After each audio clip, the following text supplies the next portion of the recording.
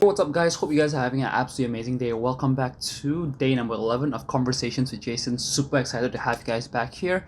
This entire channel is dedicated to sharing with you guys my entire journey, everything I learned along the way, from books, tips, tricks, resources, websites, Chrome extensions, everything, right?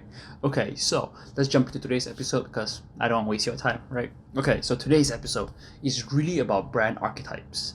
Now, I think one of the biggest problems, and personally this is what I've experienced, is that whenever I try to think of a brand, whenever I try to redefine how to describe a brand, it's been pretty hard just because you have to decide on a really big scale of all the different words they are, right? And then start picking words that actually identify with the brand that you want to resonate within the customer's mind.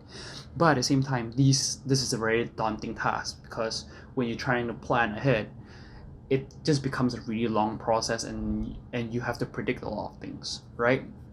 So this is where the brand archetypes come in. The brand archetypes there's 12 of them, and describe different kind of character and personalities that your brand could possibly have.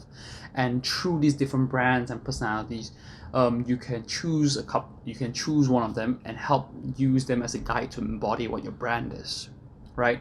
It ranges from things like the magician, the outlaw, the hero, the lover, the everyday man, right? For everyday man, a great example for that is like IKEA, right? When you think of, it's constantly there, it's really much so where it belongs with you, right? The lover, really intimate relationship with you. So brands like Chanel, that's the way they position themselves whenever you see the perfume commercial from them. Or like the hero really talks about, if there's a will, there's a way. So then brands like Nike, brands like Adidas really own up to that, right? You know, the way Nike is like, just do it. So using these frameworks, using archetypes as a base to actually start framing how you would like to think about a brand is a great way to get started, especially if you're trying to think long term about how you want to actually portray the brand, right? So once you've been able to actually identify one of these things, right? Like if you're thinking about the lover again, like Chanel, right? So then now you know that every other language or however your ad has to be, it has to give off the very intimate kind of vibe. It has to really portray the kind of intimacy with the brand, as well as the way people use products, services from the brand. Everything has to become that very intimate relationship that you don't often see in some other brands, right? So that's actually one of the cool little things I found about brand archetypes. So I will include a link where I found all the different brand archetypes, right? Again, there's a whole 12 different brand archetypes, and the website below will just show you all of them. It's shown in a nice little circle with all of them broken up into each of their quadrant, as well as all the different specifics about each of them. Okay, so really quickly, what I'm going to do right now is I'm just going to show you guys the website that I'm talking about, right? It's called iconicfox.au, right? It really just lists out, it gives you this nice little graph that really just shows all the different things, from exploring spirituality, leaving a legacy, pursue connections, and provide structure. Each of them has their own different little thing. So you can really look for archetype that actually resonates with your brand the most. Right from there, like there's even this where it's broken down to each of them. So like it's really weird because it'll bring me over to the Pinterest, but I can just zoom in really quickly, right? So this is for more of the leaving a legacy side, right?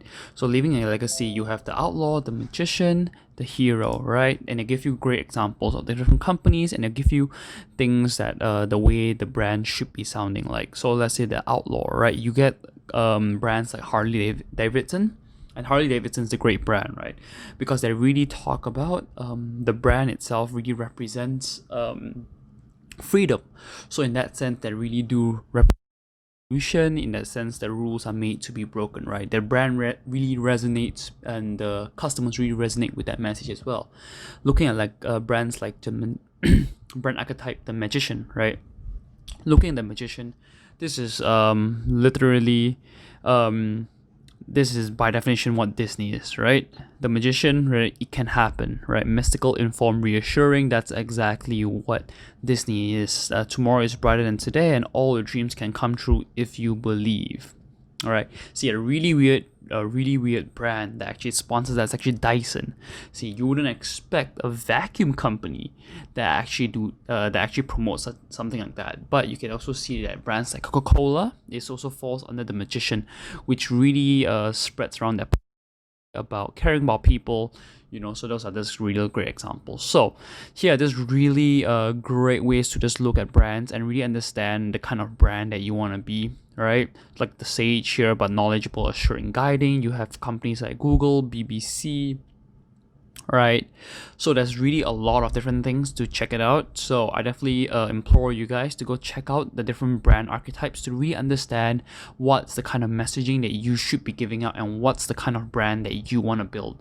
And the brand archetype is a great way to start off, is what I personally feel, right? You start off at trying to identify what's the kind of brands that you want to become, and then from there you start framing everything towards a certain kind of message and really making sure that you have a very consistent message across all platforms. Is how I'm looking at how you can actually pursue a brand archetype. Now, that being said, do go over to au. They have a lot of free posts and free information about all the different things here, right?